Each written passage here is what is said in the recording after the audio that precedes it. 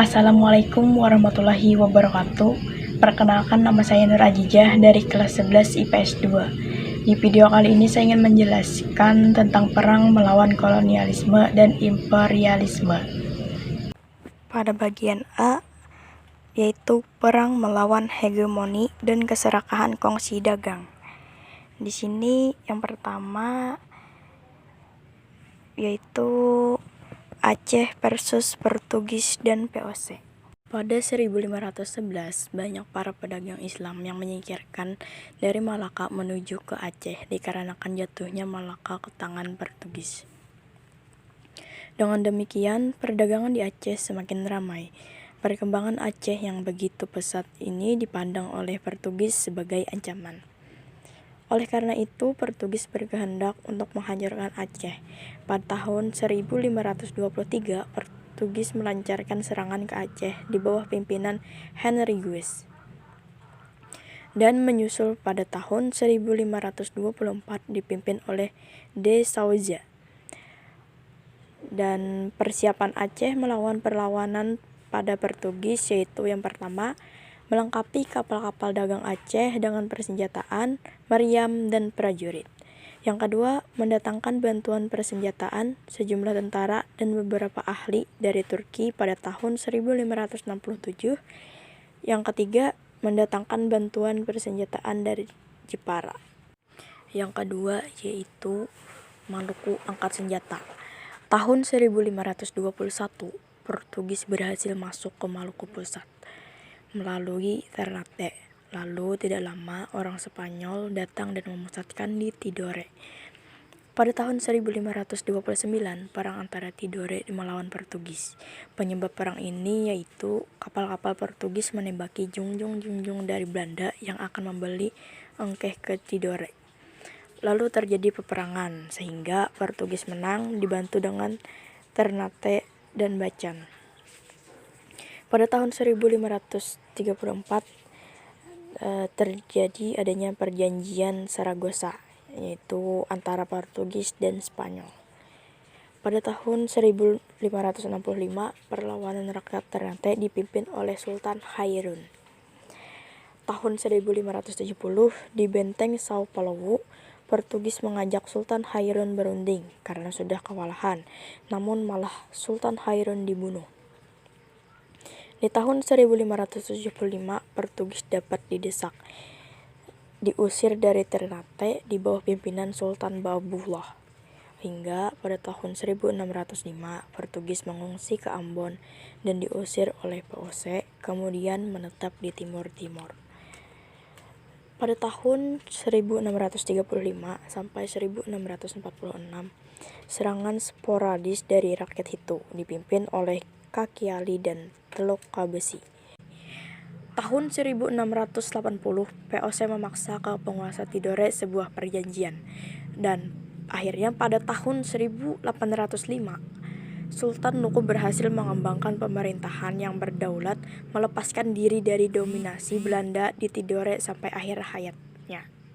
Yang ketiga, Sultan Agung melawan J.P. Coin.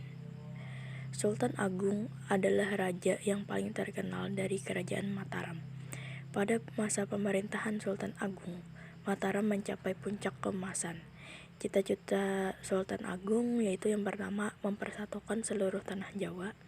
Yang kedua, mengusir kekuasaan asing dari bumi Nusantara. Alasan Sultan Agung menyerang Batavia yaitu yang pertama, tindakan monopoli yang dilakukan VOC. Yang kedua, VOC sering menghalang-halangi kapal-kapal. Yang ketiga, VOC menolak untuk mengakui kedaulatan Mataram. Yang keempat, keberadaan VOC di Batavia telah memberikan ancaman serius bagi masa depan Pulau Jawa.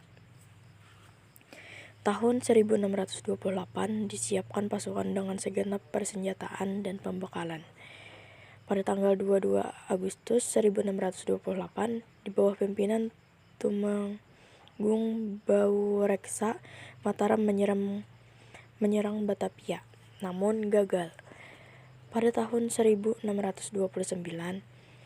Tumenggung Singaranu memimpin pasukan Mataram kembali ke Batavia bersama Kiai Dipati Juminah dan Dipati Purbaya.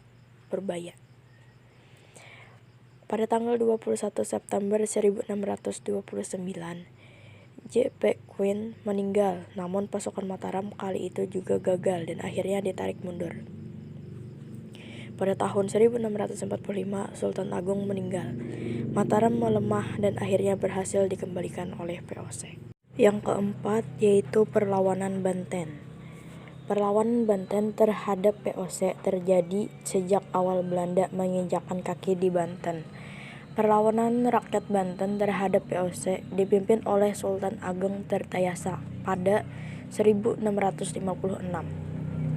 Perlawanan Sultan Ageng Tirtayasa terhadap VOC dilakukan dengan cara merusak kebun tebu, membantu perlawanan Trunojoyo, dan melindungi pelarian dari Makassar.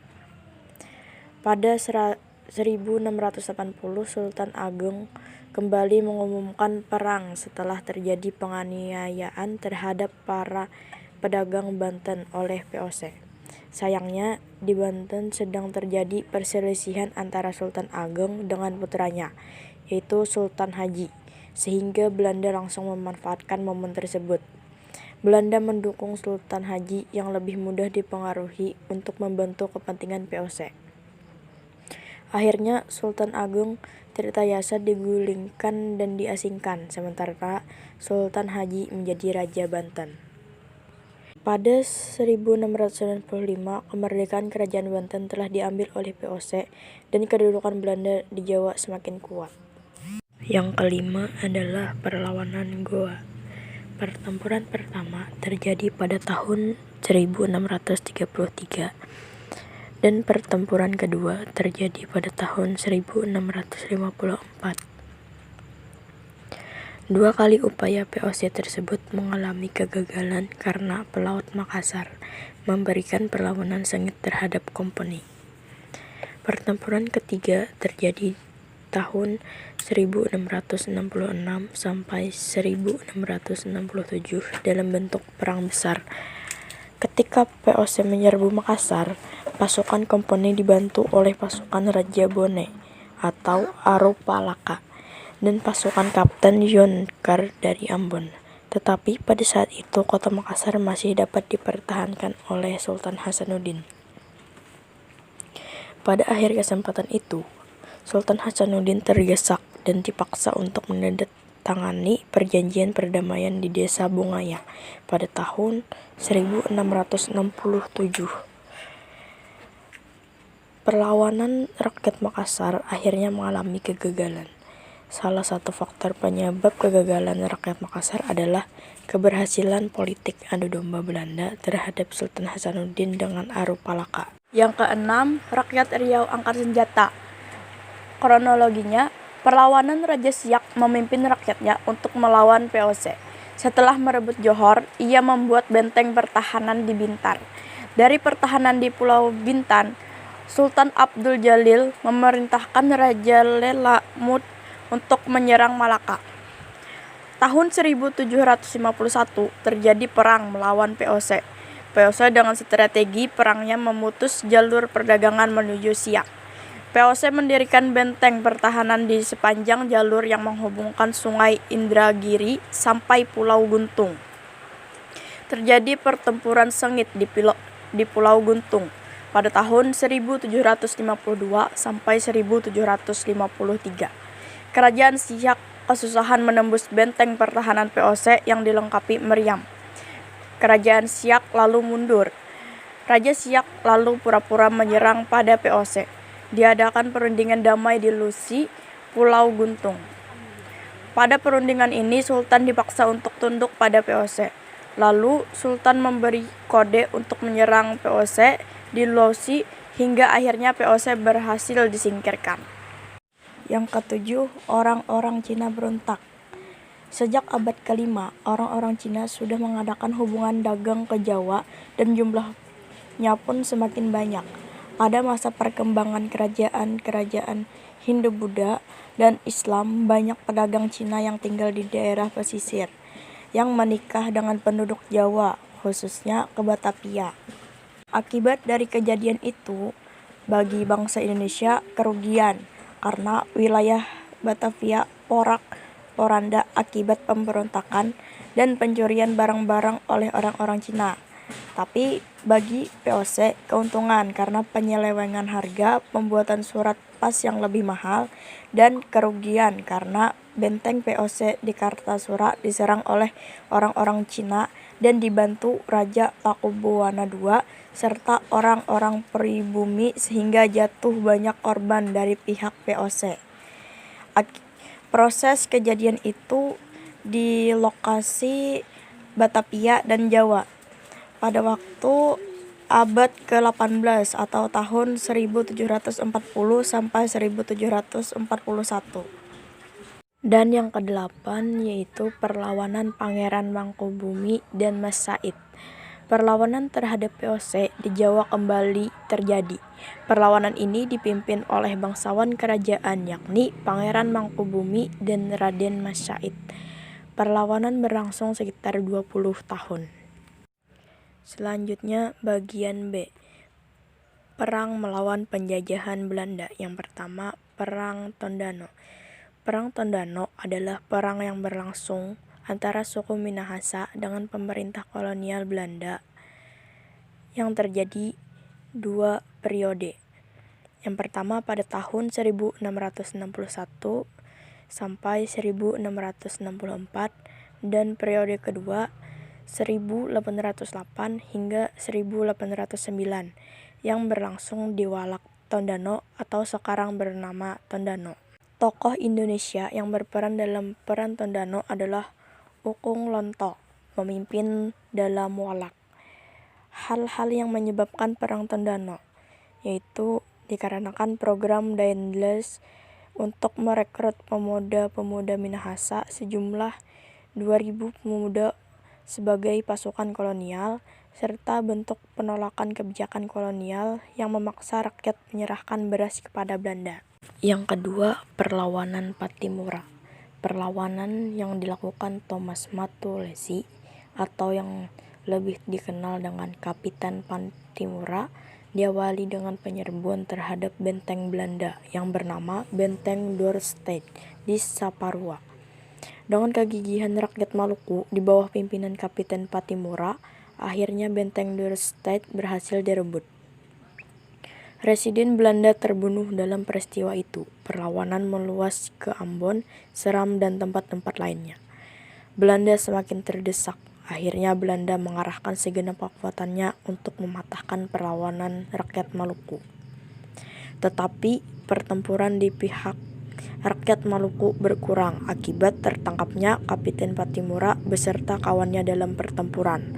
Pada tanggal 16 Desember 1817, Kapitan Pattimura beserta kawan seperjuangan dihukum mati di tiang gantungan. Yang ketiga, Perang Padri. Perang Padri terjadi di tanah Minangkabau, Sumatera Barat pada tahun 1821 sampai 1837. Tokoh Indonesia yang berperan dalam Perang Padri yaitu Tuanku Imam Bonjol, Tuanku Nan Cerdik, Tuanku Tambusai, Tuanku Nan Alahan, Tuanku Pasaman, Tuanku Nan Renceh, serta Datuk Sati sebagai pemimpin. Hal-hal yang menyebabkan Perang Padri yaitu kaum Padri ingin menghilangkan tradisi Minangkabau yang bertentangan dengan ajaran Islam. Perang Padri di Sumatera Barat ini dapat dibagi menjadi 3 fase. Yang pertama pada tahun 1821 sampai 1825, fase kedua 1825 sampai 1830, fase ketiga 1830 sampai 1837 atau 1838. Yang keempat, Perang Diponegoro yang terjadi pada tahun 1825 sampai 1830. Tokoh Indonesia yang berperan dalam perlawanan Perang Diponegoro yaitu Pangeran Diponegoro atau Pangeran Ontowiryo, putra sulung dari Sultan Hamengkubuwono III. Memasuki abad ke-19, keadaan di Jawa khususnya Surakarta dan Yogyakarta semakin prihatin. Dalam peperangan yang berlangsung selama 5 tahun ini dimenangkan oleh pihak Belanda. Setelah kekalahan tersebut, Pangeran Diponegoro ditangkap dan diasingkan ke Manado dan dipindahkan ke Makassar sampai beliau wafat tanggal 8 Januari 1855. Yang kelima, perlawanan Bali. Pada tahun 1841, kapal Belanda terdampar di perairan Buleleng dan disita. Belanda membujuk Buleleng agar menghapus hukum tawon karang, namun ditolak. Pada tahun 1846, Belanda menyerang Buleleng. Pasukan kerajaan Buleleng yang dipimpin I Gusti Ketut Jelantik terpaksa mundur ke Jagaraya. Pada tahun 1848, Gusti Ketut Jelantik menyerang pos-pos Belanda secara gerilya dan Belanda kewalahan. Dan pada tahun 1849, Belanda menebarkan kabar bohong untuk memecah belah, dan Buleleng kalah. I Gusti Ketut Jelantik meninggal dan Bali dikuasai Belanda. Yang keenam, Perang Banjar. Perang Banjar terjadi di wilayah Kesultanan Banjar, Kalimantan Selatan pada tahun 1859 hingga 1905. Pada tanggal 25 April 1859, pasukan Pangeran Antasari menyerang kawasan tambang batu baru Pengaron. Pada tanggal 25 Juni 1859, Belanda memberhentikan Sultan Tamjidillah II dari tahta dan mengasingkannya ke Bogor. Pada September 1859, oleh pendukungnya, Pangeran Hidayatullah II dinobatkan menjadi Sultan Banjar di Amuntai. Pada tanggal 11 Juni 1860, Belanda marah dan menghapus Kesultanan Banjar. Pada tanggal 2 Maret 1862, Pangeran Hidayatullah II ditangkap Belanda. Pada tanggal 3 Februari 1862, Pangeran Hidayatullah II dibawa ke Martapura dan diasingkan ke Cianjur. Pada tanggal 14 Maret 1862, Pangeran Antasari dinobatkan sebagai Sultan Banjar oleh rakyat Banjar dan Dayak. Pada tanggal 11 Oktober 1862, Pangeran Antasari meninggal. Perang Banjarmasin berakhir dengan ditangkapnya dan diasingkannya para tokoh oleh Belanda. Selanjutnya, Perang Aceh. Perang Aceh adalah pertempuran antara Kesultanan Aceh melawan Belanda yang berlangsung antara 1873 hingga 1904.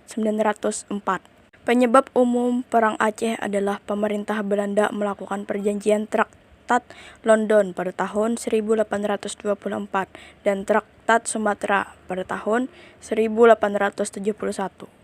Pemerintah Belanda ingin menguasai Aceh karena memiliki kerajaan kuat dan kemampuan diplomatis tinggi. Perjanjian London 1824 membuat Aceh menjadi daerah penyangga kekuasaan Inggris di Malaka. Perlawanan Aceh yang terus dilakukan akhirnya menewaskan Teuku Umar pada tahun 1899. Perlawanan ini kemudian dilanjutkan Cut Nyaik Dien, namun perlawanan Cut Nyaik Dien terhenti ketika beliau ditangkap dan dibuang ke Sumedang, Jawa Barat. Yang terakhir yaitu Perang Batak. Perang Batak merupakan perang antara Kerajaan Batak melawan Belanda. Perang ini berlangsung selama 29 tahun, yaitu dari tahun 1878 hingga 1907. Pemimpin perang saat melawan Belanda kala itu adalah raja dari negeri Toba, yaitu Sisingamaraja XII. Pada tahun 1894, Belanda melakukan serangan ke pusat pemerintahan Kerajaan Batak di Bakara. Pada tahun 1907, Belanda kembali melakukan serangan dan menangkap anggota keluarga Sisingamaraja XII, seperti anak dan istrinya.